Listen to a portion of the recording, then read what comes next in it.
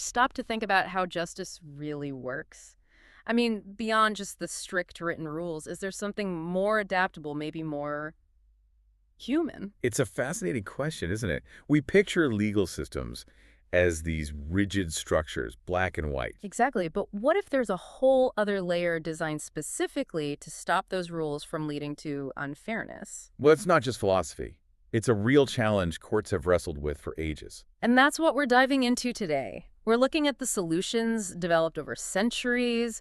We're going deep into the world of maxims of equity. We've got this source material, maximsofequity.pdf, and it gives a really great insight into these core ideas. Right. And our mission really is to unpack what these maxims actually are, Mhm. where they came from, and maybe most importantly, why they still matter so much today. For understanding fairness Right. and individual justice. Precisely. And this isn't about dry legal jargon. It's about the spirit behind it all, the spirit of equity. Yeah, we want to give you a clear path through these concepts, kind of the key takeaways without getting bogged down. Hopefully spark a few aha moments for you. Definitely. Should be interesting. Okay, so let's start at the beginning. Maxims of equity. What are we actually talking about here? How are they different from, say, standard common laws? Well, think of them as short statements. They sort of capture the core principles, the rules of thumb for how equity works, how that equitable jurisdiction is actually used. Okay, rules of thumb, so not hard laws. Exactly. That's the crucial bit. They're guidelines, not binding rules like statutes. They're more like the philosophy, the framework courts keep in mind when they're applying equity's doctrines. And what really makes them unique is how they highlight equity's character, especially when you compare it to common law. Which tends to be more rigid. Right. Common law is built on precedent, custom, sometimes quite inflexible. Equity, though, it's designed to be more flexible, more responsive, to the specific person and their situation. So it looks at the people involved more. Much more. It's inclined to consider their conduct, their worthiness, aiming for a just result where the strict common law might just miss the mark. That's interesting because the source mentions they aren't always applied strictly, they overlap, sometimes even seem contradictory. Yes, exactly. They're dynamic. No neat logical sequence. One maxim might point one way in one case, and another points differently in another context. And that flexibility, that's the point. That's precisely why they're so important. It lets the system achieve a kind of fairness that rigid rules alone just can't manage. It's about adapting to the nuances, aiming for something truly just for the individuals involved. It's like equity breathes a bit of humanity into the law. Okay, that makes sense. So knowing their flexible guidelines, let's see how they work. There are many, but maybe we can focus on a few key examples. Sounds good. Where should we start? How about this one? Equity will not suffer a wrong to be without a remedy. That sounds pretty fundamental. Oh, it absolutely is. It's a powerful statement. It basically says justice shouldn't be denied just because the standard rule book doesn't have a specific page for it. So if the common law falls short, Equity steps in. It won't let technical defects in the common law stop someone who deserves help from getting it. If common law doesn't recognize a right or doesn't offer a proper fix, equity aims to bridge that gap. You might have heard the old Latin phrase. is it ubi jus ibi remedium? That's the one. Where there is a right, there must be a remedy. That's the essence of this maxim. And the thinking behind it is, well, equity acts to protect rights that might otherwise just fall through the cracks because of some technicality. It's not just about someone doing something morally wrong, though. Right. The claimant still needs a right that a court can actually enforce. Exactly.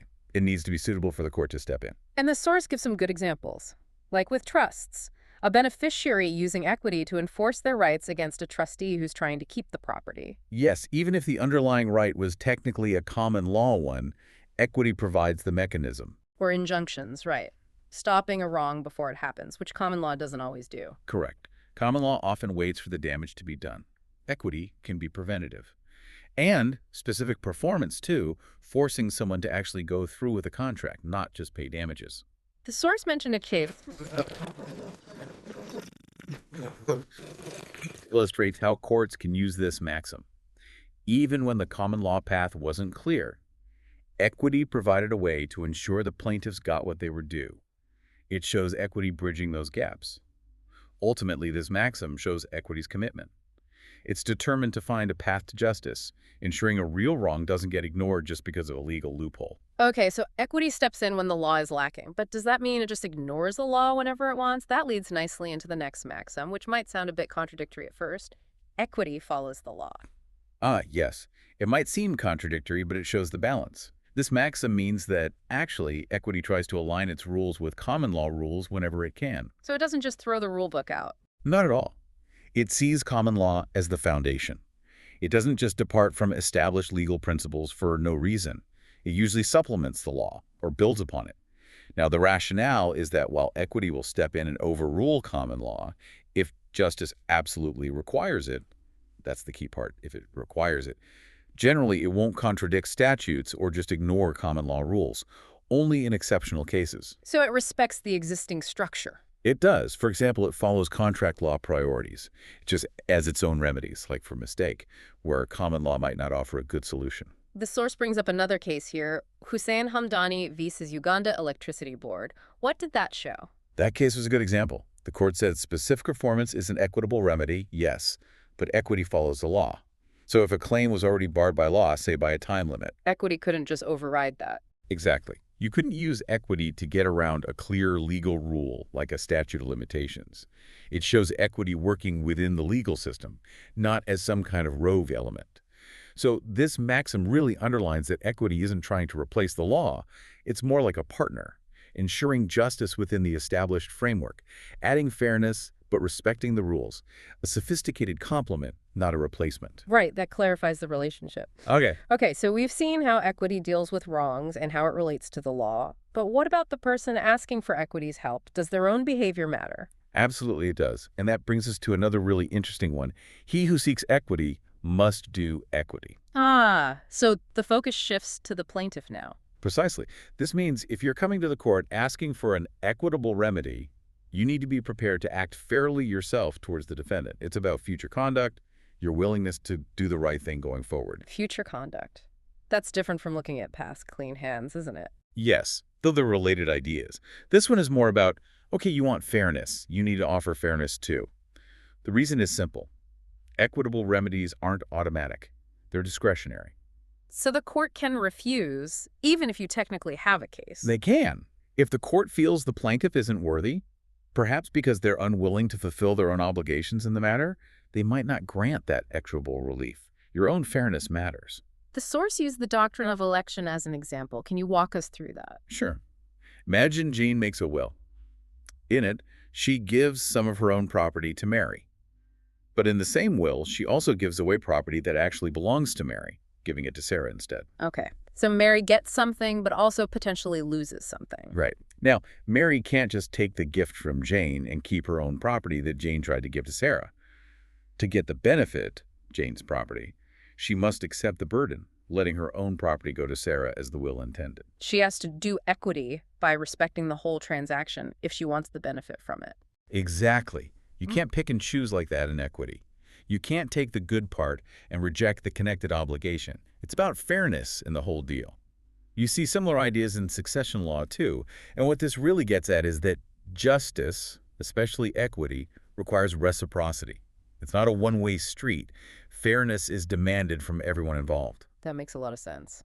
Now, the source mentions quite a few other maxims, too, just to show the range. Yes, there are several others that guide decisions. For instance, you have where the equities are equal, the first in time prevails. And where the equities are equal, the law prevails. They sound similar but different. They both deal with priorities, usually in property disputes where multiple people have conflicting interests. The first one basically says, if the claims are otherwise equally fair, whoever established their equitable interest first generally wins. First come, first served, in a sense. Sort of. But only if the equities or fairness of the claims are truly equal. The second maxim, where the equities are equal, the law prevails, means that if both parties have equally strong equitable claims, the party who also holds the formal legal title or right will usually win. Ah, so the legal title tips the balance if the fairness is equal. Right.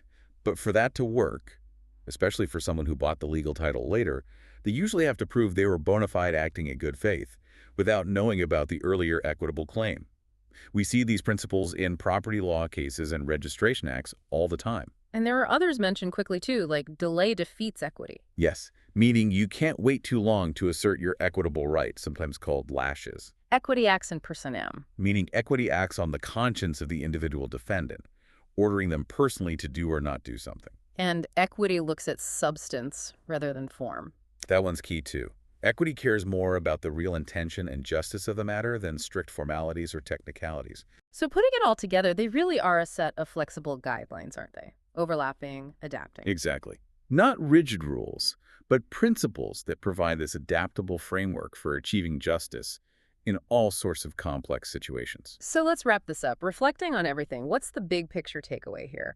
We've seen these maxims aren't rigid laws. They're flexible. They're human-centered guidelines. Right. They complement the common law, sometimes they intervene, but always with an eye on fairness and the specific situation. They seem to offer a much deeper way to understand how our legal systems try to grapple with, well, real life. The pursuit of actual justice for individuals. Absolutely. It's about getting beyond just the letter of the law to its spirit.